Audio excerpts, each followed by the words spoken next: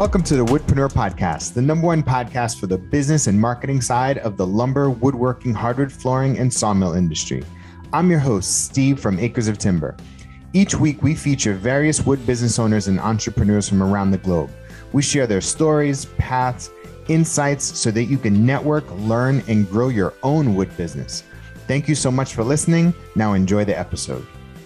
Hey, Steve Larziliere here. Sorry to interrupt this great episode of the Woodpreneur podcast, but I want to let you know that we are just releasing our latest training. And over this training, I go over how I helped generate $200,000 and 300 leads for clients. And during this 45-minute training, we will go over the frameworks, the strategies, and the concepts that you need to scale from 6 figures to 7 figures, or even just get started. These are the building blocks that I've seen help wood, lumber, furniture, millwork companies grow and scale. So I've been hearing it lots of times, like, I just need a training, I need a training. So we finally put it together. So wherever you're consuming this, just click the link in the description and you'll be able to access it. Hey, welcome to a brand new episode of the Woodpreneur podcast. This is your host, Steve Larziliere. Today's guest is Jason Saari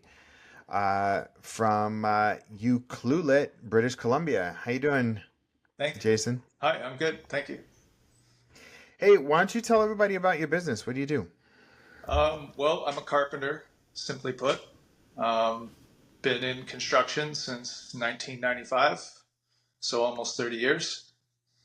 Cool. Awesome. And how'd you get started? Well, to get started, I probably could rewind a bit in that my first influence in building things came from my dad when I was a little kid. He was a do-it-yourselfer. And he rebuilt all sorts of things in our house. And growing up, when I saw him do it, I automatically thought I could do it. And he saw my passion or enthusiasm, and he nurtured that. So when it came time to high school and wood shop was available, I took that. And so it really came very organically for me. Cool. And so that's the real start to things. And then I got into construction. So, yeah. Awesome. And how long has the business been in existence? Well, for me, business, it's a bit of a mysterious term. I've been working as a carpenter for many years as an employee, and since about 2010, I've been an independent subcontractor. So Okay. it's a business, but not really a business. But I work for myself, so. You work for yourself. Yeah. Yeah. Yeah, for sure. And your on your Insta it says like Japanese carpentry influence. Can you talk a little bit about that? Yeah. Well, over the years, I've been always, as far as construction goes, I've been very unenthusiastic about it, and it really wore me down in terms of mental health, and there was not much in the opportunity of doing high quality work. I always was striving to do the best work possible, but my skills exceeded what was expected of me on the job. And with that, also monetary compensation was also at a peak, and I couldn't go any higher. So don't do any better, and this is as much as you can make.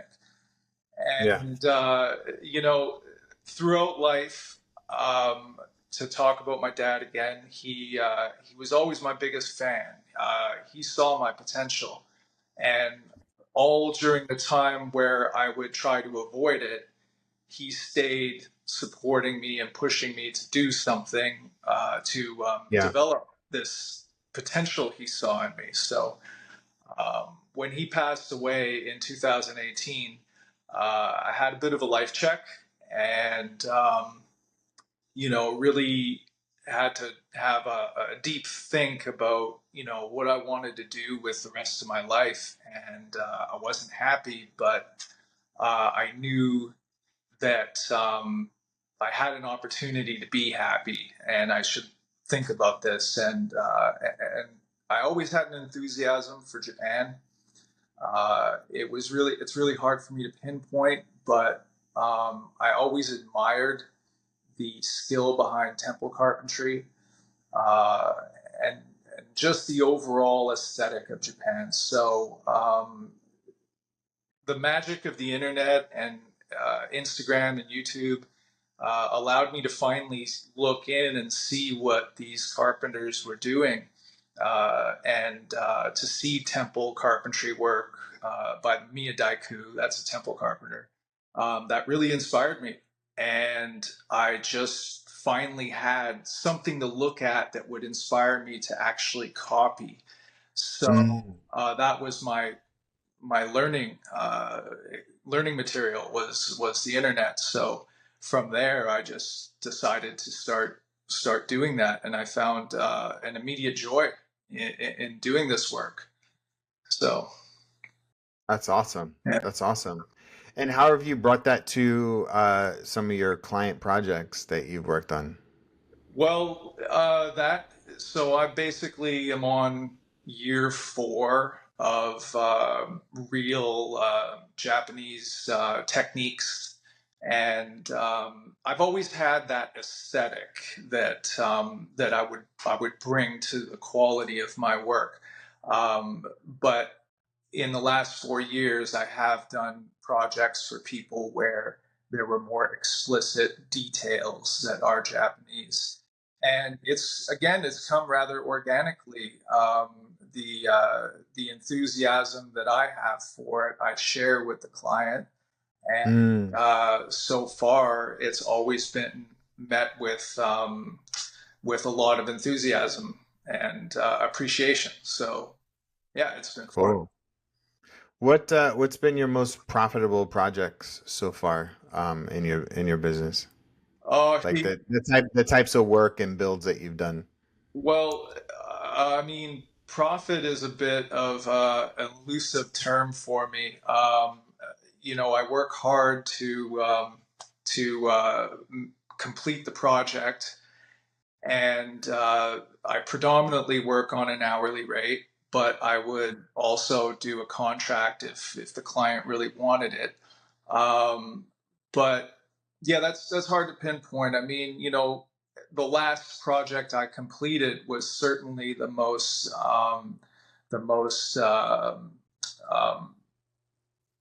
fun to do, Yeah. and it was also something the best work that I had done to date. So that was definitely a good one, and that was a greenhouse.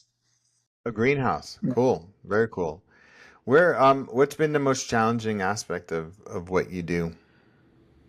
Well, the challenging aspect really has been becoming my own brand, or Mm. having my own business. I've gone through extensive stretches of unemployment, and Hmm. prior to this Japanese evolution that I've started, that was really draining on my own mental health. Um, Mm. like, because for me personally, I place a lot of my self-worth on the craft that I do, and Yeah. I always have believed in myself. So if you're not working, you somehow, play your mind plays against you, and You don't feel useful because you have this skill in your hands and your brain and it's not being put to good use. And so therefore you feel like, my God, what am I here for? What am I doing? And then it really messes with you, doesn't it? exactly, that's exactly it. You Yeah. feel like you're not worthy, and Yeah. Yeah. yeah, that's extremely difficult to deal with. Fortunately, in the last 4 years, I've experienced an upward swing. I'm on an upward trend. I've Good. been able to acquire jobs at the right time, and and a lot of it also comes with just not dwelling on the what ifs that are negative, to stay in the moment and look forward to knowing that the next opportunity will present itself. Yeah, yeah, yeah. No, absolutely. Absolutely. Where would you like to take your business? Um, well, I would like to certainly be more dedicated than I already am Hmm. in the practice of Japanese structures and spaces and furniture, whatever it might be. I've for so long have been uh, not saying no to anything because I Hmm. live in a rural area. There's not a lot of people, so it's very difficult to say I'm only one thing. Yeah, I have to stay available and open for times where a neighbor might need a new window. That has nothing to do with Japanese carpentry, but it's yeah. something that as a carpenter I can tackle, or replacing a door, whatever. But to answer your question, I ultimately want to be completely dedicated to this to Japanese carpentry and Mhm. to be building structures that are very common in Japan, such as tea houses. Mhm. Wow, that's so cool. That's really, really cool. And is your area the type of area that would like appreciate that? Yeah, I believe so. I mean, it's actually really funny how much I've learned about this town I've lived in the last year. Um, Hmm. Prior to World War II, there was a very large Japanese Canadian occupation of Ucluelet. In fact, it was half Japanese Canadian, half indigenous, and Wow. then a few, white settlers. But once the World War came, that all of the Japanese were, taken away, put in camps, their properties taken away. So, in that respect, a lot of Japanese Canadians have been displaced from the community. Uh, Hmm. but there's a history there. So, with that, and along with the fact that there is a very similar climate here on Vancouver Island and to Japan, it's less humid. Yeah.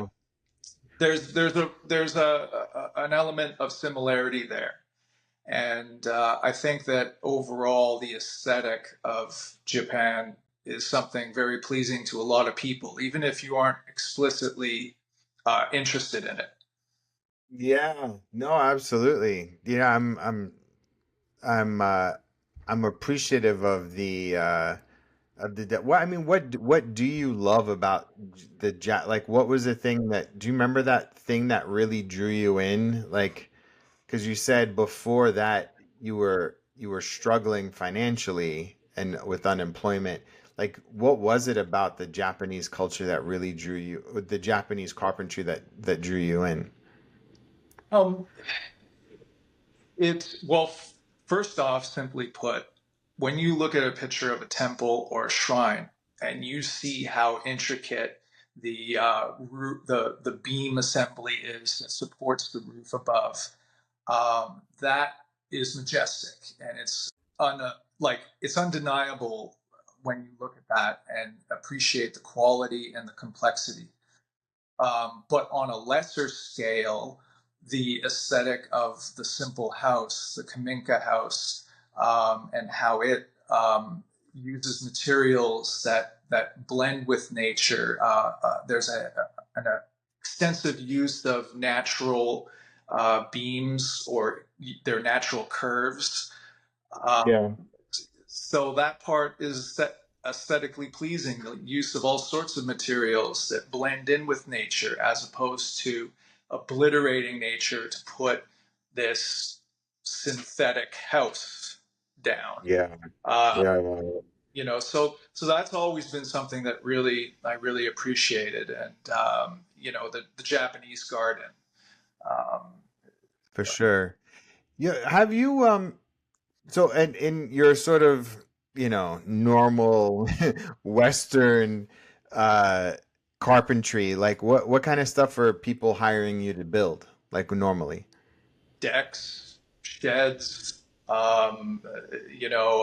interior renovations, new doors, baseboard, trim, new Mm. windows, bathroom renovations, any sort of install or repair.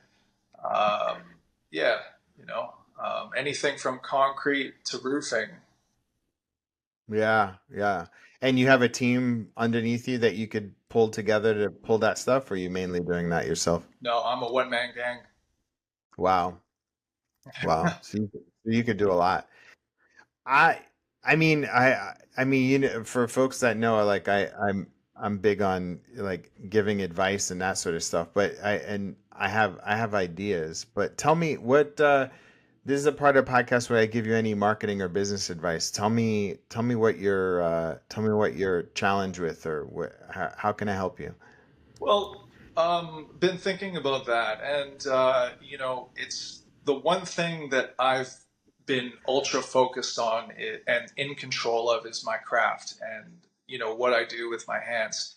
But at the same time, it's been a heavy responsibility for me to learn how to use social media, learn how to market myself. How can I market myself without any financial means for that? I'm not paying Yeah. for advertising, and I don't know if that would serve me in a small town. So I had decided, well, let's see what I can do with social media. Now, I'm a work in progress with that. I don't put any money into it, but I certainly try to think ahead and learn as much as I can with what the current trend is with the algorithm. Uh, you know, Yeah. Yeah. so with that, I mean, I'm an open book. I want to know what people that know more than me know. you know. Yeah. Yeah, I mean, maybe let's back up a bit. I mean, is your town Euclid, is it wealthy? Uh, the core population, I'd say no.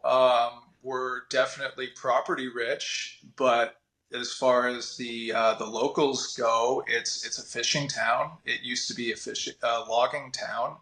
It's very Yeah. blue collar, but nowadays I'm in a tourist area between Ucluelet and Tofino. This is a surf community. It's there's hotels, vacation rentals, Airbnb. So there is a new infusion of city buyers of properties that instantly turn it into an Airbnb as a secondary income. So Yeah. in one way, there are $1 million houses going in on the waterfront. Yeah. You know what's really fascinating? I love this Japanese inspired carpentry, and I feel like it's a really, really dope niche. Like I think it's really, really cool. I like your your headband. Like I would literally own that. I would own it. Like own it even more. Like you're dabbling, and I think you need to own it more. I feel like if there was carpentry and Japanese culture mixed in, and I see it with, I mean, you have temples and shrines and on your feed, but I feel like your page should be an ode to Japanese architecture, structure, and then you're documenting your path on doing that. So that's on a brand level. Because I think what people don't understand and be like, I can't get leads, I can't understand, I don't know how to put myself out there. And I talked to somebody about this and I said, what I do is I help people be okay with being themselves in order to make money. And that's really, you have to actually be yourself, because as you are yourself, there are people out there that want what you have to offer, and they'll never know until you explicitly say, this is who I am and this is what I do. Okay, so that's on a conceptual level. What does that look like on a practical level? That means like you're sharing videos and stories about Japanese structures. Like you are potentially like you constantly have something that do you have property yourself right now? Yep. Yep. I have a house. Yeah. So like I would be like building this never-ending shrine or little pockets and documenting that, right? That's what I would like. If you want to feel more fulfilled, document the things that you're doing for yourself. So that's on a brand level. And then on a business level, oh man, you could go crazy, right? Like, I mean, some ideas for you is Japanese pagodas. I would do gardens. I would potentially partner up with a landscape designer to do Japanese gardens. Um, I would do g- uh, gates, arch bridges, like all of those things that are part of Japanese culture. And literally, I mean, the ninja level that I would do is I would find one online, post it to a group, and say, I've been dying to build this on somebody's property.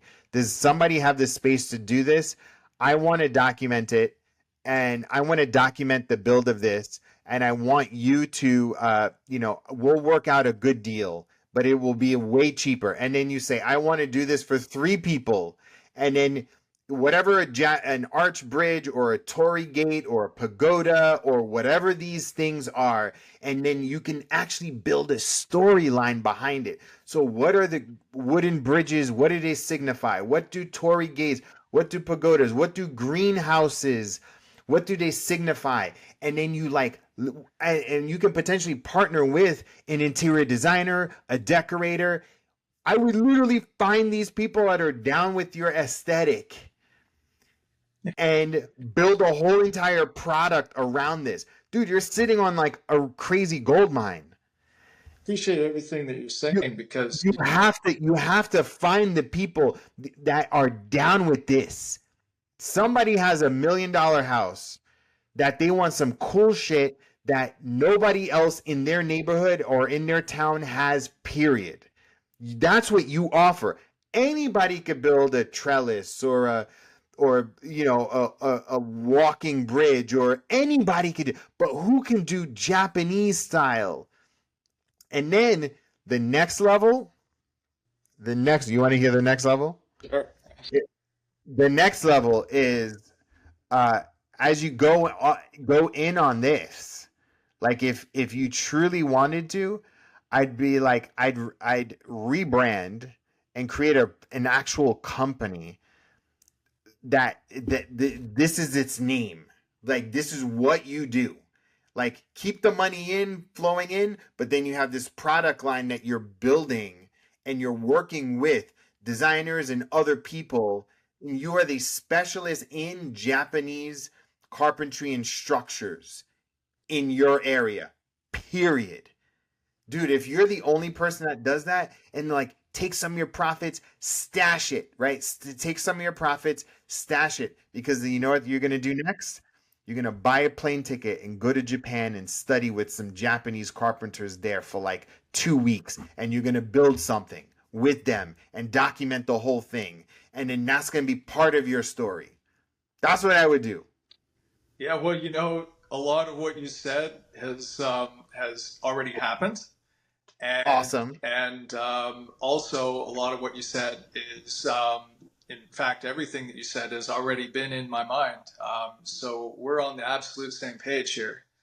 This is what you got to do. I would today, I would find, like the greenhouse, the uh the, the greenhouse, the pagodas, the arch bridges. I'd find pictures of those, and I would go to your personal Facebook page and your Instagram or what have you, and then say, I'm looking to build 3 of these by the end of the year. Does anybody have the space or want to partner in order for us to do this? Yeah. I'm so inspired by Japanese culture that I feel like it's my duty to build this. And you talk about, what does a pagoda mean? What does a bridge mean? Like, Japanese people don't do things without intention. And what I'm hearing from what you're saying is that you want to build things that have a purpose, so that now you have to find those people that can do that. Does that make sense? Yeah, that makes a lot of sense. To speak about what I'm currently doing is I'm actually working on two separate projects at the same time, which is not an ideal situation. However, it was the perfect opportunity for me. One is a sauna for a hotel Yeah, in town. So, in a commercial scale, that's my very first project. And it's something that the local community is going to be able to enjoy.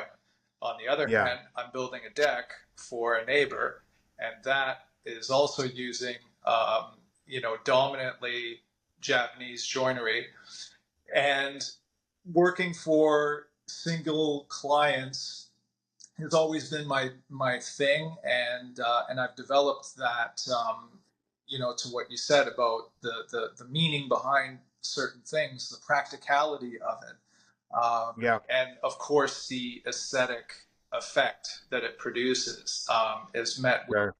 a ton of positivity. So, on that future scale, though, but what you said about wanting to build things and reaching out, I like that idea. I've been thinking about what that holds for my future. Yeah, What you mentioned about Japan, well, this is a bit of a story that I didn't say. Last year, in April, I got a very random email from a TV company in Japan. They found my work on Instagram and they asked if I wanted to be interviewed for this TV show in Japan. I said yeah. yes. They came out here last July and interviewed me. I gave them 2 days of show and tell. Then in February of this year, they invited me to Japan. Hey, So I was there for 7 days of filming this TV show and this all amazing. was based on me wanting to be a Miyadaiku temple carpenter. Yeah, yeah, yeah, yeah, And yeah. what they first found on Instagram was my project in 2020. I rebuilt my porch roof, and I did it in a style of temple architecture. Amazing. So that was my first thing that I did. So when you spoke about do things in your yard around the house, I was smiling because, well, this was my very first thing that I did. And Awesome. it was like, I can't wait for people to ask for this. I have to do it so that they can see You have to do it. what it is that Absolutely. I can do. So I Absolutely. did that, and of course, what happened out So of it was here, so here's something, and this is something is a reminder for every woodpreneur out there. Whatever got you the result that you were happy with, you have to keep doing it. yeah. That's simple. So, dude, thank you so much, Jason, for taking the time to chat and to share your story. How can people follow, what's your Instagram?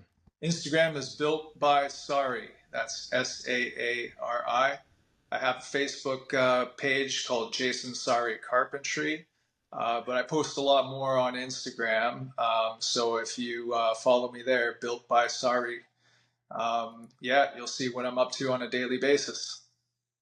Dude, thank you so much for your time. I look forward to getting your story out and following what you do next. Arigato gozaimasu. Thank you. All right. Thank you, man. Bye.